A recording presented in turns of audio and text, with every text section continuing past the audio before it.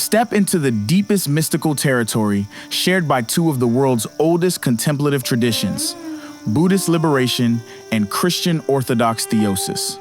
In this 10-minute teaching, you'll discover how both paths, though different in language, history, and metaphysics, describe a profound state beyond all concepts, identities, and mental signs. From the stillness of the four jhānas, the transparency of śūnyatā, and the brilliance of clear light mind, to the heart-centered path of hesychasm, the uncreated light, and union with God, this video shows how mystics across cultures have touched the same silent truth. In ordinary life, we live surrounded by signs, mental labels, emotional patterns, roles, histories, and identities. These signs create the sense of me looking at the world, me striving, me resisting, me hoping. But every contemplative tradition agrees on one thing: these signs are not ultimate. They are useful for survival, but they are not reality. The signless state is what remains when the mind no longer grasps at names, shapes, forms, or the idea of a separate self. It is an experience of pure awareness, uncolored, unbounded, and unconstructed. In the Theravada traditions, especially the early teachings preserved in the Pali Canon, the path to the signless unfolds gradually. The mind, first, enters the four jhānas. Each one dissolves more of the internal noise, first the chatter of thought, then the weight of emotion, then even the sense of embodied pleasure and pain. Next come the arupa samapattis, the formless attainments. Infinite space, infinite consciousness, nothingness, neither perception nor non-perception. Each removes another layer of sign, another imprint of I, another reference point the mind could cling to. The culmination is cessation, the still point in which all mental processes stop not as death, but as release. After this, the mind perceives Nibbana, described as signless, boundless, deathless, unconditioned. The Buddha insisted, this is not annihilation. It is the extinguishing of illusion. In Mahayana texts, especially the Heart Sutra, we hear the famous lines, no eye, no ear, no mind, no self, no attainment. This isn't nihilism. It's a radical stripping away of conceptual overlays. In Yogacara, the storehouse consciousness, the alaya vijnana, is seen as the place where signs are stored, tendencies, memories, karmic impressions. Liberation is the emptying of that storehouse. In Vajrayana, the signless state becomes the clear light mind, the natural, luminous awareness, present even at the moment of death. Dzogchen describes it as Rigpa, the primordial knowing that remains when everything else collapses. Across these schools, the message is unified. When the mind stops grasping, the truth reveals itself.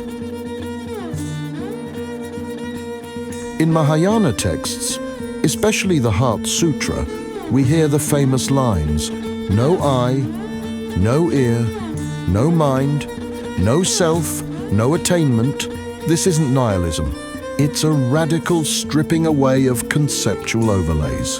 In Yogacara, the storehouse consciousness, the alaya vijnana, is seen as the place where signs are stored, tendencies, memories, karmic impressions.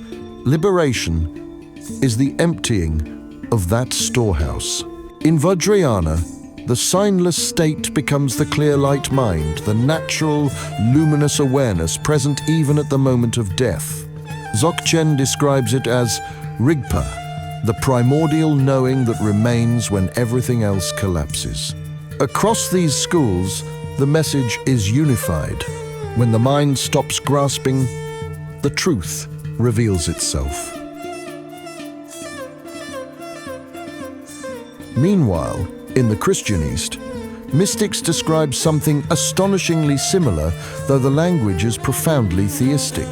Theosis means becoming partakers of the divine nature. Not becoming God, but uniting with God's energies, God's life, in a state beyond all thought. Hesychasm, the ancient practice of inner stillness, uses the Jesus prayer to soften and purify the heart. Lord Jesus Christ, Son of God, have mercy on me. Repeated gently, it pulls the mind down into the heart, away from wandering thoughts, into a silent communion. On Mount Athos, saints described encounters with the uncreated light, a radiant presence beyond all imagery, beyond all theology, beyond all forms. It was not an emotion, not a belief, not a vision. It was a direct experience of divine reality in its purest form.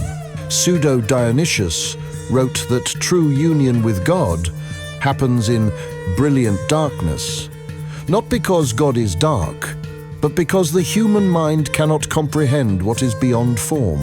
Just like the Buddhist signless state, the Christian mystical encounter happens when concepts fail and the heart rests in stillness.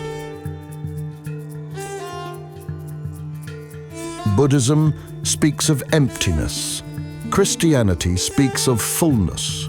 Buddhism speaks of no self. Christianity speaks of union with God. And yet, when mystics from each tradition describe the state itself, their words converge. Silence, stillness, radiance, vastness, ego dissolution, non-conceptual knowing, infinite compassion or love, the sense of timeless presence. Both paths speak of a reality beyond images, beyond separateness, beyond grasping. They differ in metaphysics, yes, but not in experience.